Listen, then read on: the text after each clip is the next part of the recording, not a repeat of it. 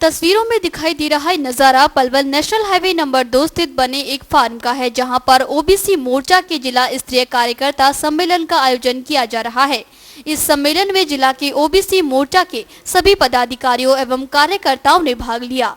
कार्यकर्ता सम्मेलन में ओबीसी मोर्चा के प्रदेश अध्यक्ष मदन चौहान ने शिरकत की, जिनका कार्यकर्ताओं ने फूल मालाओं के साथ स्वागत किया। सम्मेलन में मुख्य अतिथि के रूप में पहुंचे मुख्यमंत्री के राजनीतिक सचिव दीपक मंगला का लोगों ने जोरदार नारों के साथ स्वागत किया और उनको पगड़ी पहनाकर उनको सम्मानित किया।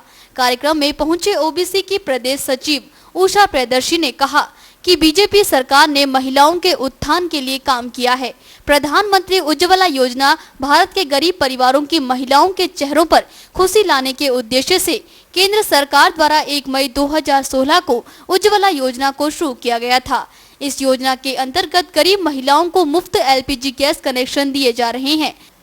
केंद्र सरकार द्वारा शुरू की गई इस योजना से गरीब महिलाओं को जल्द ही मिट्टी के चूल्हे से आजादी मिल रही है। इस योजना का मुख्य उद्देश्य ग्रामीण क्षेत्रों में खाना पकाने के लिए उपयोग में आने वाले जीवाश्म ईंधन की जगह एलपीजी के उपयोग को बढ़ावा देना है।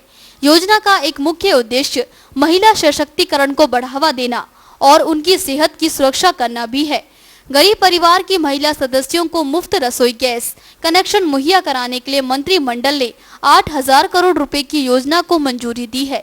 उज्ज्वला योजना के तहत महिलाओं को धुएं से बचाने के लिए गैस सिलेंडर दिए जा रहे हैं, क्योंकि धुएं के कारण गरीब महिलाओं को कई प्रकार की बीमारियां अपनी चपेट में ले लिया करती थी, जिसको देखते हुए बीजेपी सरकार ने गैस सिलेंडर देकर दूर करने का काम किया। उन्होंने कहा कि आज हरियाणा में सेक्स रेशो में बहुत अच्छा सुधार हो रहा है। जहां पहले 1,000 लड़कों पर 800 के लगभग लड़कियां होती थी, वो आंकड़ा अब बढ़कर 1,000 लड़कों पर 930 लड़कियां हो गया है।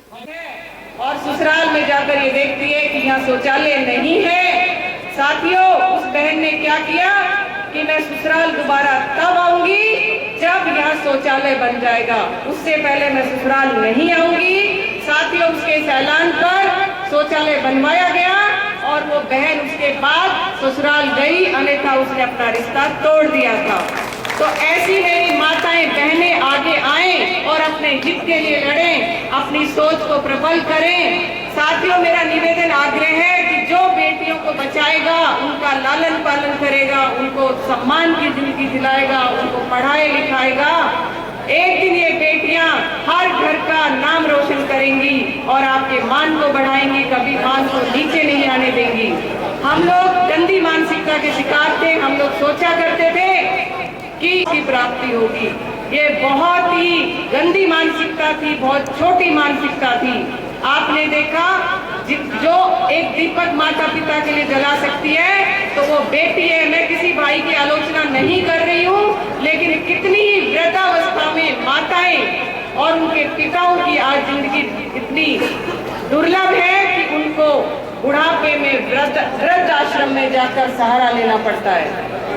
तो इसी कड़ी के अंदर आप लोगों को ये सोचना होगा, मानना होगा कि भ्रूण हत्या पर पूर्णतः रोक लगाए। के माध्यम से, मीडिया के माध्यम से क्षेत्र में जाकर के देखते होंगे, दोनों मोदी जी की और मनोहर लाल खट्टर जी की जोड़ी प्रदेश में और देश में कैसे कार्य कर रहे। मुझसे पहले विस्तार से हमारे जो यहाँ जुझारू जिला अध्यक्ष हैं, हमारे भाई वकील साहब, उन्होंने विस्तार से आपको नंद किशोर जी ने बताया साथियों, और बहन ने भी आपको पूरे विस्तार से हमारी यहाँ भाजपा सरकार की रीति नीतियों और सरकार के कार्यकलापों के बारे में साथियों बताया।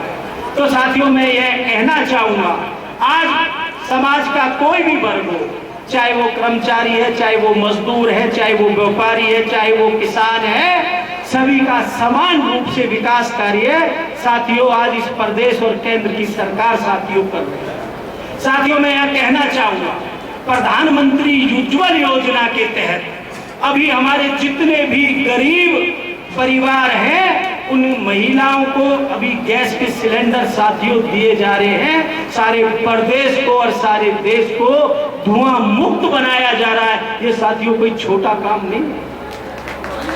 और साथियों, अभी प्रधानमंत्री जन धन योजना के तहत हमारे पिछड़े हुए जो गरीब परिवार हैं, केवल हरियाणा के अंदर 56,75,611 सीधे हमारे उन गरीब पिछड़े परिवार के जो खाते हैं उनमें आए।